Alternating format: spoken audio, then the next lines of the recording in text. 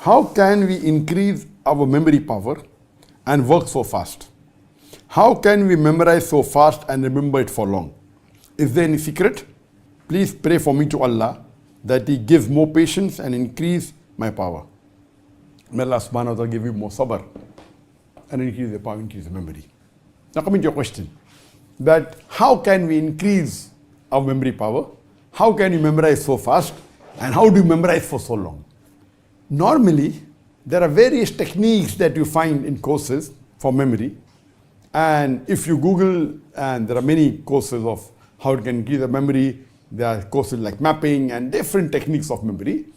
But I personally feel that the best way to memorize is the help of Allah subhanahu wa ta'ala. And there are 3 points which are always mentioned in my Dawah training program or for success in any matters. Number 1 is the help of Allah. Allah says in Surah Imran chapter 3 verse number 160, if Allah helps you, then none can overcome you. If Allah forsakes you, who is there then who can help you? So let the believers put their trust in Allah subhanahu wa ta'ala. So number 1, help of Allah. Trust in Allah, believe in Him, have faith in Him. His help is number 1 for your success. Without His help, you cannot get success. You may get temporary success, but not ultimate success in this world and the akhirah. Number 2, Allah says in the Quran, in Surah Ankabut, chapter number 29, verse number 69, that if you strive in His path, Allah will open up His pathways for you. So if you strive and if you struggle, if you do jihad in the way of Allah subhanahu wa ta'ala, Allah will open your pathways. So number 2 is after having faith in Allah, you should strive and struggle.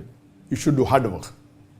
And number 3 is Allah says in Surah Nahl, chapter 16, verse 43.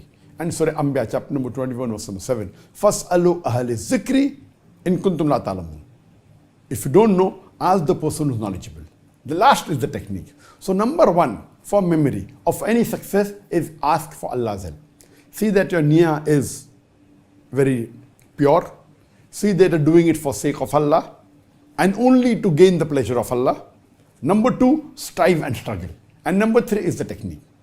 As far as the memory is concerned, there are different types of memory.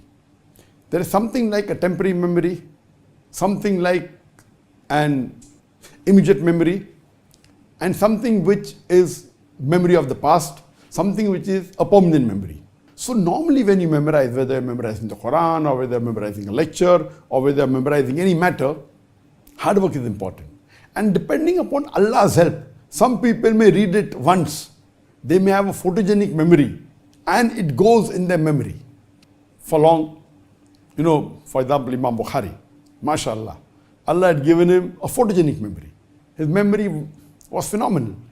He didn't have to work hard like us. That was Allah's help. So if you have that level of help of Allah, then that is ultimate. But naturally the iman was high and the help of Allah also was high. But generally everyone should seek Allah's help, number 1. Number 2, strive and struggle. So what you have to do when you memorize, of course, you have to repeat that multiple times. And once you repeat it few times, 5 times, 6 times, whether it be 1 sentence, 2 sentences or 3 sentences, whether it be few verses of the Quran or maybe 1 verse, if you keep on repeating, it goes into your memory, but it goes into your temporary memory. So for it to be for a longer time, what you have to do, once you repeat it a few times, now again repeat it after maybe half an hour, then repeat it again after 2 hours, then again after 5 hours. The more you repeat and memorize, it keeps on going deeper and deeper in your memory. So if you're preparing for a lecture tomorrow, maybe you memorize it, then again repeat it after half an hour, then repeat that thing after 2 hours, after 5 hours. You repeat it few times and then maybe you're able to give the lecture. But after you deliver the lecture, if you ask to deliver the same lecture after 1 year, you won't be able to do it. Leave aside 1 year, after 1 month you can't do it. Even after 1 week you may not be able to do it because it was only in your temporary memory.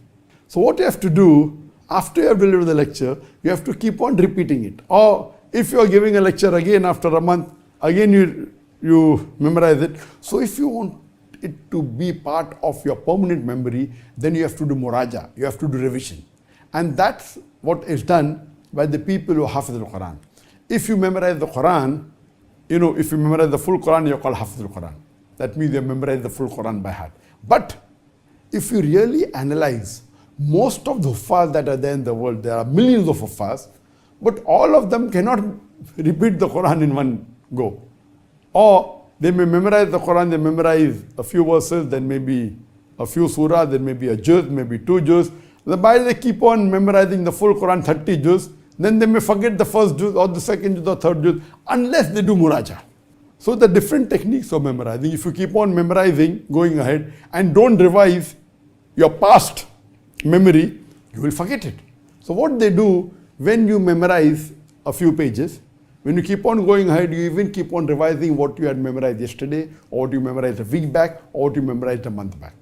Of course, the more you keep on memorizing, if the volume keeps on increasing, the juz you memorize keep on increasing. To memorize everything is difficult.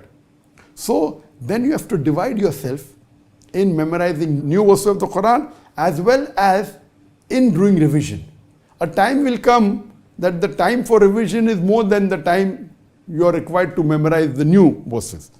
So if you do a proper system, and once you finish the Quran, normally when a human being completes memorizing the Quran, he cannot repeat the Quran from first page to the last page. No, that's a misconception. Of course, he has to do muraja. So if he spends time maybe 2 years in memorizing the Quran, some people take 3 years, some people finish in 1 year. The faster you memorize, the faster you forget. There are courses where we are in a school, we will memorize the Quran in 2 months. It's possible. But if you finish in 2 months and you stop, after 1 month you cannot repeat the Quran. So even if you finish the Quran in 2 months, if you spend about 10 or 12 hours a day, a crash course, your muraja will take multiple months or years. So it's the same thing. You memorize in 2 months and you revision for few years, or you memorize in few years and take additional few years for revision. So the main secret of memory is that you keep on repeating till the time it goes in your permanent memory. Now, most of the Muslims, majority, they know Surah Fatiha, because Surah Fatiha has become a part of their memory. Because Muslims are supposed to pray 5 times a day. And if you pray 5 times a day, you have to read minimum 17 rakah, or with a 20 rakah. So 20 times if you are repeating in the day, if you wake up that Muslim in the middle of his night, who's been praying regularly, not a Muslim who doesn't pray. If a person who prays regularly, or even if he prays even once a day, if he's praying for many years, if you wake him up from the middle of his sleep and you ask him to recite Surah Fatiha, he can do it easily. Because that has gone into his permanent memory. Even in permanent memory, there are levels. Deep down permanent memory, or not deep down. Same way, if you ask him to recite maybe Surah Ikhlas, even that may be part of his permanent memory. He might have repeated Surah Ikhlas many times. But if he doesn't recite a surah maybe once a month, he may not be able to repeat in the middle of his sleep. But with concentration, he can repeat it, because it's part of his permanent memory, but requires concentration. There may be certain things he memorized just recently. Unless he doesn't do muraja, he cannot repeat it. So that's the reason there are different types of memory. And I know that I have given several talks in my life. I know there are these few talks, maybe these 5 or 6 talks. You ask me to get up from my sleep and give a talk. I can give a talk without revision. Even if there are 50 verses of the Quran, 100 verses of the Quran, because those talks are part of my permanent memory deep down. There are other talks I may have to revise maybe for 15 minutes. Some talks I may have to revise for 1 hour, some maybe 2 hours. Those talks which I give rarely, I may have to revise for 3 hours or 4 hours. So every talk of mine is not part of my permanent memory. Part of the talk may be, but not everything. And the more goes in your permanent memory, it helps you in the question answer session. In the question answer session, you may not have notes. You cannot have notes in front of you. Question answer session when you give live. So when you're giving a talk, you can memorize your talk and deliver the talk. But question answer session is something you aren't aware. Okay, here, because we're having question answer on the WhatsApp, etc., it's being filtered by my staff. And so some of the questions which I have received before from my staff, of course, that I've seen, so I can prepare if I want. And some of the questions I take live from the Facebook, from the YouTube, those questions which I take live are new questions. But normally, when we are handling an open question answer session in public, we are not aware of a single question. We can assume what may come and we can prepare for ourselves, but we don't know. So that time, if you have many lectures which are part of your permanent memory, that helps you in the question answer session. Therefore, I tell all my students, when you give a talk, don't carry notes. If you don't carry notes, you keep on repeating, it becomes part of your memory. Because in a question answer session, you cannot carry notes and search for the answer. It has to be from your memory.